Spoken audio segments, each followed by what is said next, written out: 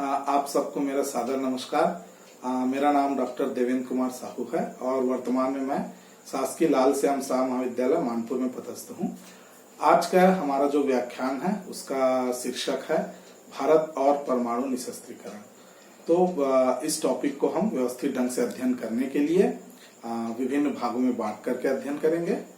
तो सबसे पहले हम इस बात पर चर्चा करेंगे कि परमाणु निशस्त्रीकरण की आवश्यकता क्यों है। तो इस विषय में हम ये कहना चाहेंगे कि जो परमाणु निशस्त्रीकरण है, तो सबसे पहले हम देखते हैं कि 1945 में जब 5 और 9 अगस्त को अमेरिका के द्वारा जापान के 2 शहरों हिरोशिमा और नागासाकी में परमाणु अस्त्रों का प्रयोग किया गया, तो उससे जो व्यापक जन धन की हानि हुई उसको देख करके ही सभी विश्व के विद्वानों ने उसी समय से ही कहा था कि परमाणु अस्त्रों का फिर से दोबारा इस्तेमाल नहीं होना चाहिए और निश्चित रूप से इसको समाप्त करना चाहिए करके। तो उस समय जो व्यापक जन धन की हानि हुई, जो हजारों लोग मारे गए, पूरा पर्यावरण नष्ट हो गया, तो वास्तव में ये जो उससे होने वाला नुकसान है वो बहुत ज्यादा होता है। तो पहला कारण तो यही है। फिर हम देखते हैं कि जो परमाणु अस्त्रों के प्रयोग से जो रेडियोधर्मी विकिरण निकलते हैं उससे पड़ने वाले प्रभावों को रोकने के लिए, फिर जो पर्यावरण की जो पारिस्थितिकी तंत्र है, जैव विविधता पे जो प्रभाव पड़ता है वो भी महत्वपूर्ण है, उस पर दुष्प्रभाव ना पड़े। फिर हम देखते हैं कि जो परमाणु रिएक्टर्स हैं वहां होने वाली दुर्घटनाओं से जो व्यापक जनधन की हानि होती है। उदाहरण के तौर पे हम ले सकते हैं कि जो भूतपूर्व सोवियत संघ था वहां सन 1986 में चेरनोबिल में दुर्घटना हुआ था, उससे बहुत हानि हुई थी। उसके बाद 2011 में जापान के फुकुशिमा में दुर्घटना हुई थी परमाणु रिएक्टर के, तो वहां भी बहुत व्यापक जनधन की हानि थी। तो इस तरीके से हम देखते हैं कि इससे बहुत हानि होती है। फिर जो परमाणु कचरे के प्रबंधन से है वो भी बहुत दुष्कर कार्य है, कठिन कार्य है, उससे भी पर्यावरण में बहुत प्रदूषण फैलता है, तो वह भी एक कारण है। और वर्तमान समय में तो परमाणु जो हथियारों के प्रसार को और उसके उन्मूलन को और उसकी सुरक्षा को ध्यान रखना बहुत ही जरूरी है, क्योंकि हम जानते हैं आज का जो आतंकवाद का स्वरूप है वो वैश्विक हो चला है और बहुत सारे ऐसे आतंकवादी समूह हैं जो कि इस हथियार को प्राप्त करने के लिए प्रयास कर रहे हैं। तो हमें ये इस कार्य को रोकना होगा, क्योंकि यदि एक बार उनके हाथ में लग गया तो निश्चित रूप से बहुत क्षति पूरे मानव जाति को वो पहुंचा सकते हैं। इस तरह हम देखते हैं कि जो 1945 में परमाणु हथियार प्रयोग किया गया और उसके बाद आज इन 60-70 सालों में तो परमाणु हथियारों की मारक क्षमता बहुत ज्यादा बढ़ गई है और अभी जितने मौजूद परमाणु हथियार हैं यदि उनका वास्तव में प्रयोग किया गया तो ये समूची मानव जाति पर संकट उत्पन्न कर सकता है, पूरी हमारी सभ्यता को खत्म कर सकता है। इसी कारण से परमाणु निशस्त्रीकरण आवश्यक है। फिर हम ये भी देखते हैं कि परमाणु निशस्त्रीकरण की दिशा में क्या कठिनाइयां आती हैं। तो कठिनाइयां भी बहुत आती हैं, क्योंकि एक तरफ तो परमाणु हथियारों के प्रयोग पर प्रतिबंध लगाने की बात कर रही है, उसको उन्मूलन करने की बात कर, दूसरी ओर परमाणु जो तकनीक है उसके शांतिपूर्ण प्रयोगों का समर्थन भी किया जा रहा है।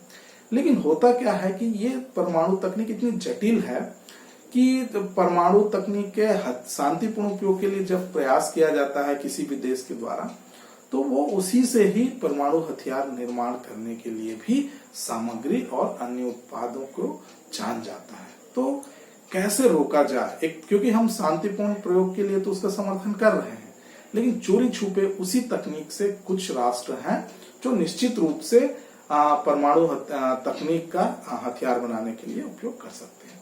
तो ये भी जरूरी है कि निशस्त्रीकरण की दिशा में ये कठिनाइयां आती हैं और इसको भी पूरे विश्व समुदाय को दूर करना है। अब हम देखते हैं कि विश्व स्तर पर, वैश्विक स्तर पर परमाणु निशस्त्रीकरण की दिशा में क्या क्या कदम उठाए गए हैं और इन जो कदमों के जो भी कदम उठाए गए, जो भी संधियां समझौते लाए गए हैं, उसके प्रति भारत का क्या रुख है। तो सबसे पहले तो 1963 में पीटीबीटी करके एक संधि आई थी, जिसमें पार्शियल टेस्ट बैन ट्रीटी भी कहते हैं, जिसको आंशिक परमाणु परीक्षण संधि के नाम से भी। ये संधि इसलिए लाई गई क्योंकि शुरू में तो 1945 तक तो सिर्फ अमेरिका के पास ही परमाणु शक्ति और तकनीक थी। उसके बाद धीरे धीरे सोवियत संघ ने 1949 में परमाणु शक्ति हासिल कर ली, फिर क्रमशः ब्रिटेन ने, फिर फ्रांस ने, और 1964 में तो चीन ने भी परमाणु विस्फोट कर लिया। तो इस तरीके से देखते हैं कि धीरे धीरे इसका प्रसार हो रहा था, बहुत सारे देश लगातार परमाणु तकनीक प्राप्त कर रहे थे। तो इसको रोकने के लिए सबसे पहले 1963 में पीटीबीटी लाया गया था। ये पहला कदम है परमाणु निशस्त्रीकरण की दिशा में। उसके बाद जो सबसे महत्वपूर्ण है परमाणु अप्रसार की दिशा में, वह है 1968 में आया NPT, nuclear non proliferation treaty, परमाणु अप्रसार संधि जिसे हम कहते हैं। तो ये संधि का जो मुख्य उद्देश्य था वो यही था कि परमाणु तकनीक, परमाणु हथियारों के प्रसार को रोकना और साथ ही साथ हम परमाणु तकनीक के शांतिपूर्ण उपयोग को भी समर्थन देना। तो ये जो संधि आई और इस संधि के जो मुख्य प्रावधान थे एनपीटी के, वो इस प्रकार से थे कि सबसे पहले तो इस संधि में यही कहा गया कि जो राष्ट्र 1 जनवरी 1967 से पहले परमाणु शक्ति हासिल कर लिए हैं, परमाणु विस्फोट कर लिए हैं, वे ही परमाणु शक्ति संपन्न राष्ट्र कहलाएंगे। पहले ये बहुत इंपॉर्टेंट है, ध्यान देने योग्य भी है कि 1 जनवरी 1967 से पहले परमाणु शक्ति जिस राष्ट्रों ने हासिल कर लिया है उन्हें ही न्यूक्लियर वेपन स्टेट के रूप में मान्यता दी जाएगी। दूसरा इसमें महत्वपूर्ण बात यही था कि जो न्यूक्लियर वेपन स्टेट हैं, परमाणु शक्ति संपन्न राष्ट्र हैं, वो गैर परमाणु राष्ट्रों को न तो परमाणु हथियार देंगे, न ही परमाणु तकनीक हस्तांतरित करेंगे, न ही उनको प्राप्त करने में प्रोत्साहित करेंगे, और न ही किसी प्रकार से सहायता करेंगे जिससे कि गैर परमाणु राष्ट्र परमाणु शक्ति हासिल कर सके। साथ ही साथ वे अपने परमाणु हथियार को बनाए रख सकते हैं। फिर तीसरी महत्वपूर्ण प्रावधान इस संधि की थी कि जो गैर परमाणु राष्ट्र हैं, वे राष्ट्र किसी भी तरीके से प्रयास नहीं करेंगे कि वे परमाणु क्षमता हासिल करें, न तो व्यापार के द्वारा, न तो चोरी छुपे, और किसी भी प्रकार से वो प्रयास नहीं करेंगे। और साथ ही साथ जिन राष्ट्र लोग के पास है वे अपने परमाणु शक्ति को समाप्त कर देंगे। तो ये तीसरा। चौथा प्रावधान यही था कि परमाणु तकनीक के शांतिपूर्ण प्रयोग के लिए जो न्यूक्लियर वेपन स्टेट हैं वो नॉन न्यूक्लियर वेपन स्टेट को तकनीकी हस्तांतरण कर सकते हैं। पांचवी महत्वपूर्ण बात इसमें यह थी कि जितने भी नॉन न्यूक्लियर वेपन स्टेट हैं, गैर परमाणु राष्ट्र हैं, वे अपने जो परमाणु अनुसंधान कार्यक्रम हैं उनको एक अंतरराष्ट्रीय एजेंसी है जिसका नाम है IAEA, international atomic energy agency, इसके लिए उनको अपने जो भी परीक्षण केंद्र हैं, अनुसंधान क्षेत्र हैं, उनको खोलना पड़ेगा। और जो IAEA के द्वारा सेफ गार्ड्स बनाए गए हैं उसको भी उनको, मानक जो बनाए गए हैं उनको भी उनको फॉलो करना पड़ेगा।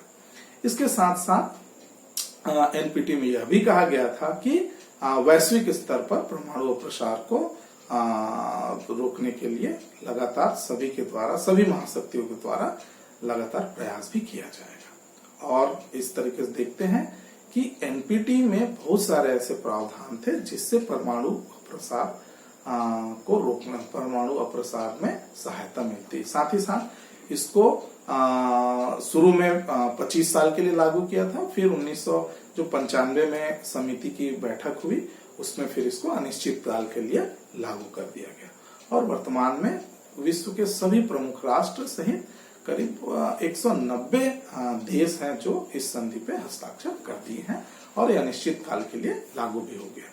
लेकिन भारत ने इस पर हस्ताक्षर नहीं किया है। भारत का एनपीटी के प्रति स्पष्ट दृष्टिकोण है। उनकी मान्यता है कि यह संधि असमानतापूर्ण है और भेदभावपूर्ण है। इसी कारण से भारत ने इस संधि पर हस्ताक्षर करने से मना कर दिया।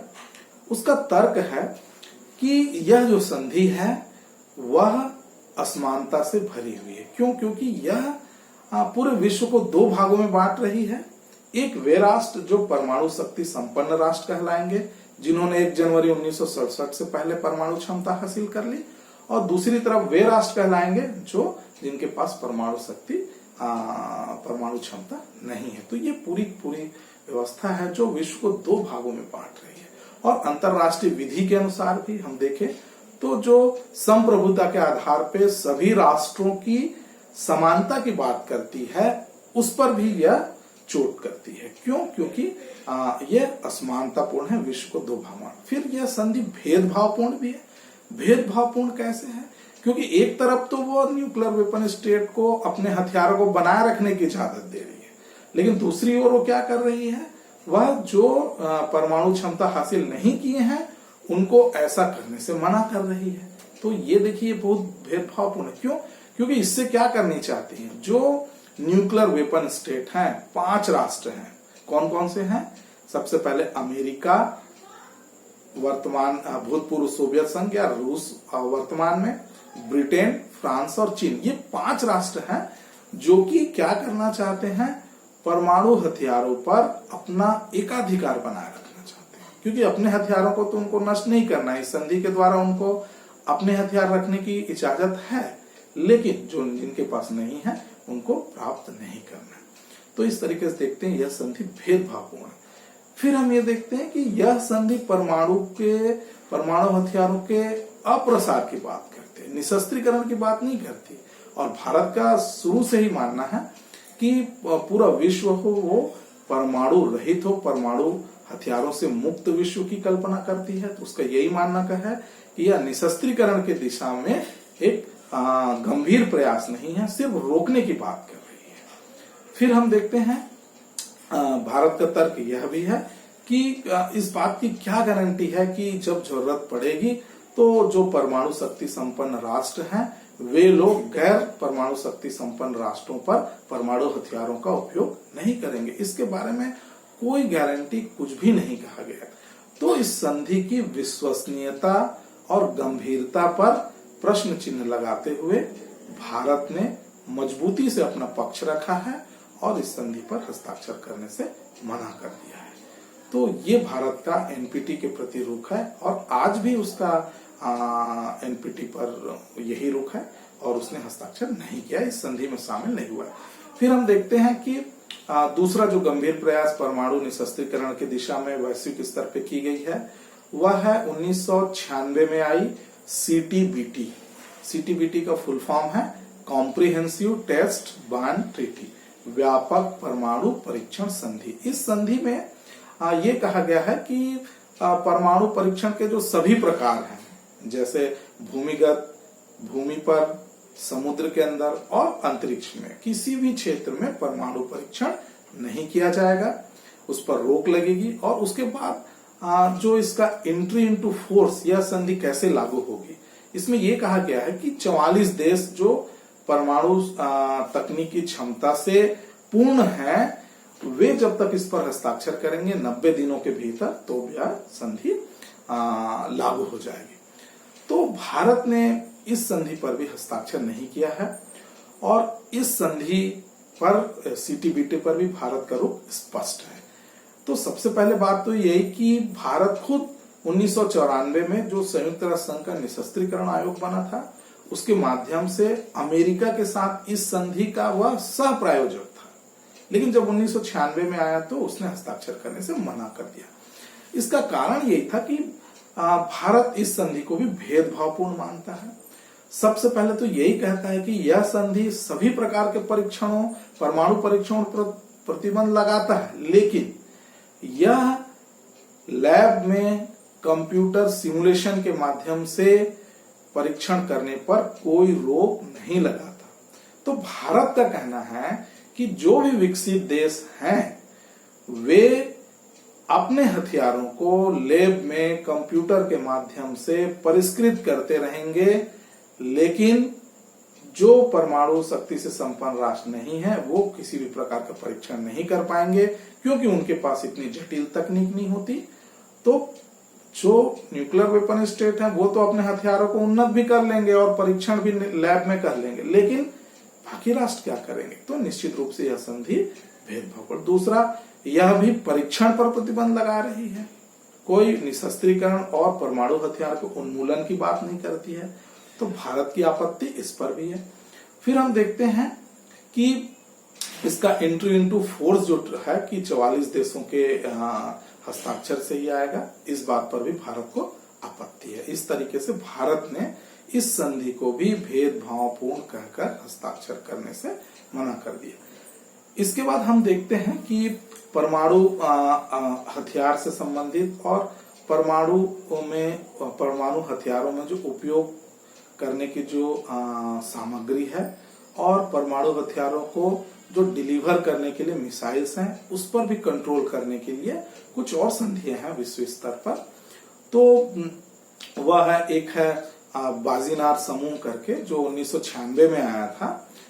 इस संधि में यह कहा गया था कि जो परंपरागत हथियार हैं और जो दोहरे तकनीक वाले हथियार हैं, उनके प्रसार पर रोक लगाने की बात की गई है।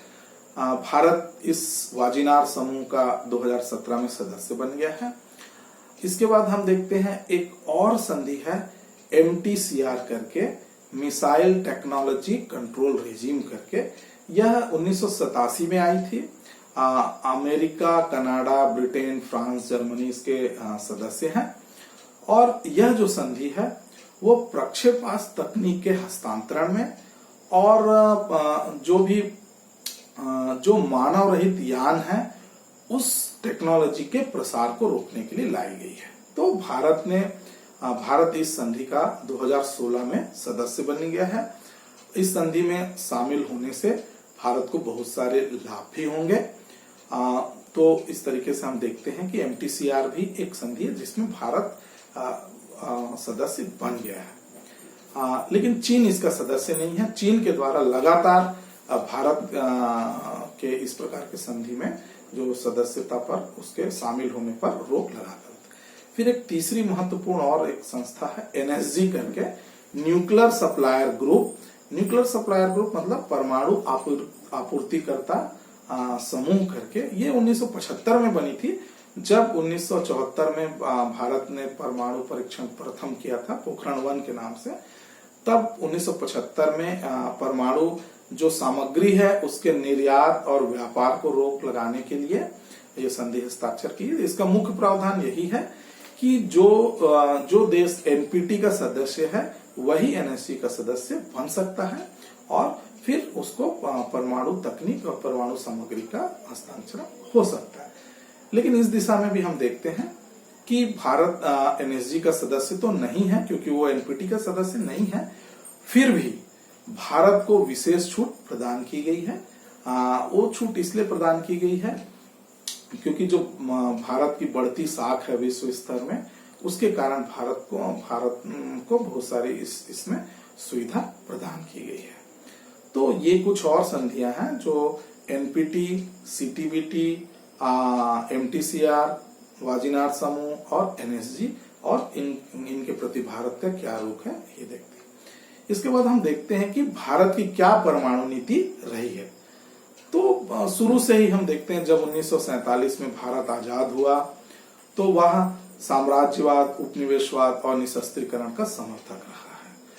निशस्त्रीकरण का उसने समर्थन किया है, उपनिवेशवाद और साम्राज्यवाद का उसने हमेशा ही विरोध किया है। और भारत की विदेश नीति का भी यही उद्देश्य रहा है, लक्ष्य रहा है कि विश्व में शांति और सुरक्षा को सुनिश्चित करना और उसमें सहयोग को बढ़ावा देना। तो 1947 में जब भारत आजाद हुआ तो भारत के प्रथम प्रधानमंत्री पंडित जवाहरलाल नेहरू ने 1948 में परमाणु ऊर्जा आयोग की स्थापना की थी।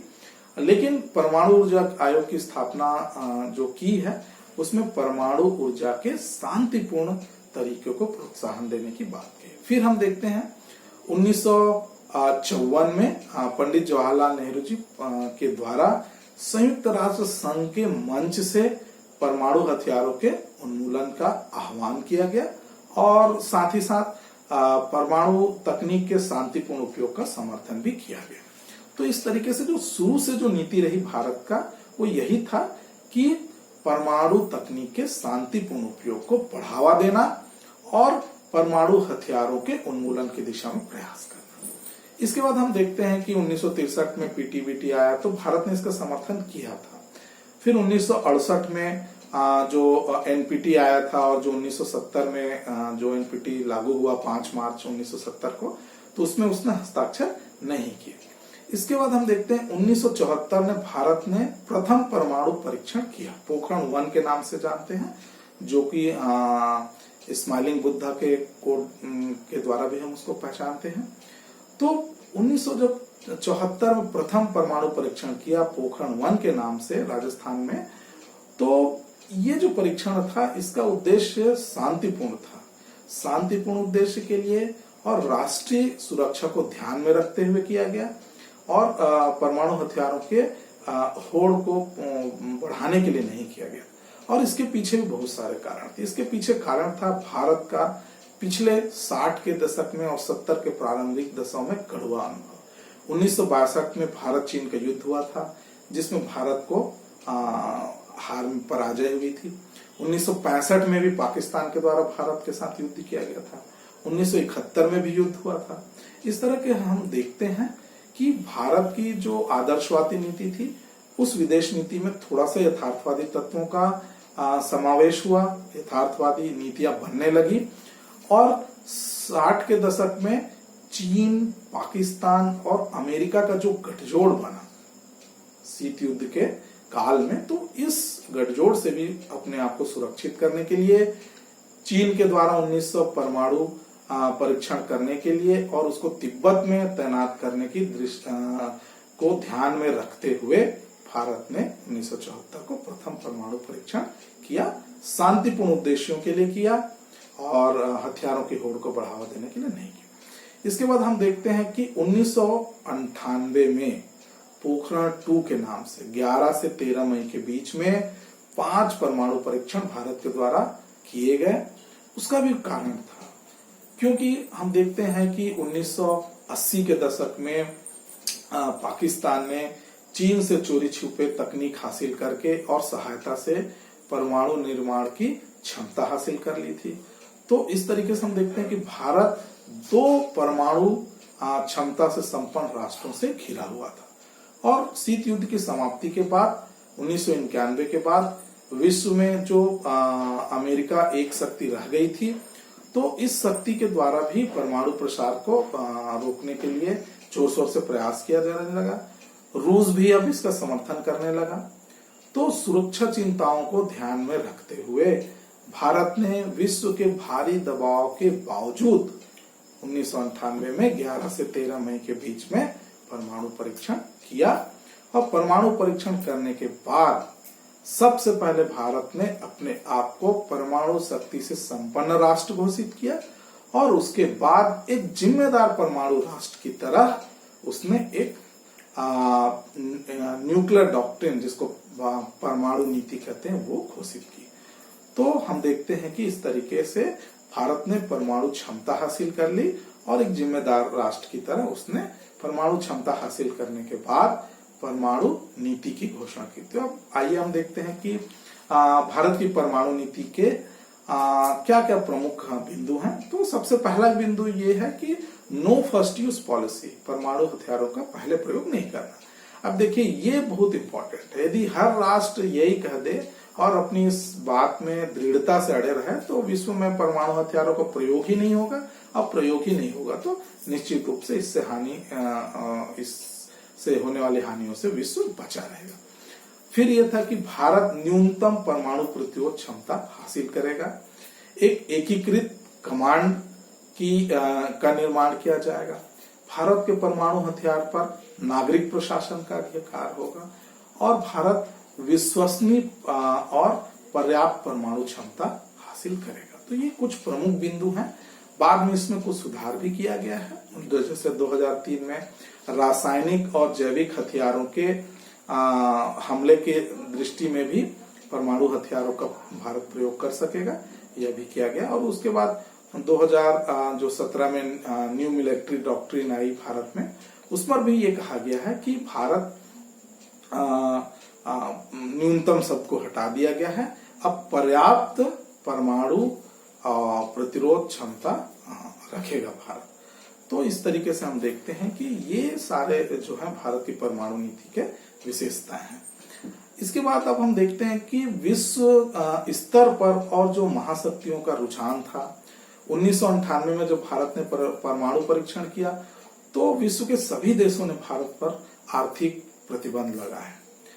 लेकिन अब विश्व का जो दृष्टिकोण है, महाशक्तियों का दृष्टिकोण है, वो धीरे धीरे बदल रहा है। उनका कहना है कि परमाणु निशस्त्रीकरण की दिशा में भारत को साथ लिए बिना यह संभव नहीं है कि विश्व में परमाणु निशस्त्रीकरण हो जाए। और अमेरिका जैसे महाशक्तियों का भी रूप बदला है। वो इस कारण से क्योंकि विश्व में जो भारत की साख है वो बढ़ी है। और उसका कारण क्या है कि भारत विश्व का सबसे बड़ा लोकतंत्र है, विश्व के सैनिक ताकत भी रखता है, एक जिम्मेदार परमाणु राष्ट्र है और विश्व की समस्याओं को हल करने में, जैसे आतंकवाद को, पर्यावरण को, इन सब समस्याओं को हल करने में भारत की भूमिका अहम हो सकती है। इसीलिए विश्व की महाशक्तियों के द्वारा भारत को साथ लेकर चलने की रणनीति अपनाई जा रही है। और इसी समूह में जो एनएसजी है, जिसका सदस्य भारत नहीं है, लेकिन फिर भी विशेष रियायत प्रदान की गई है भारत को। और जो एनएसजी से लाभ है और जो परमाणु आपत्ति है, वो सारी चीजें प्राप्त हो रही है। अमेरिका के द्वारा भारत को एक जिम्मेदार परमाणु राष्ट्र मानते हुए 2008 में सिविल न्यूक्लियर डील, जिसको असैन्य परमाणु समझौता किया गया है, जिसके द्वारा बहुत सारे हमको लाभ हो रहे हैं और परमाणु तकनीक भी हासिल हो रहे हैं। तो बहुत सारी छूटें भी प्रदान की जा रही हैं।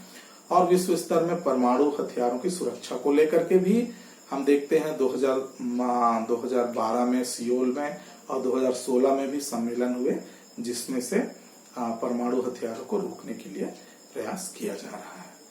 तो निष्कर्ष रूप में हम यही कह सकते हैं कि भारत का परमाणु निशस्त्रीकरण के दिशा में स्पष्ट रुख है, स्पष्ट मत है।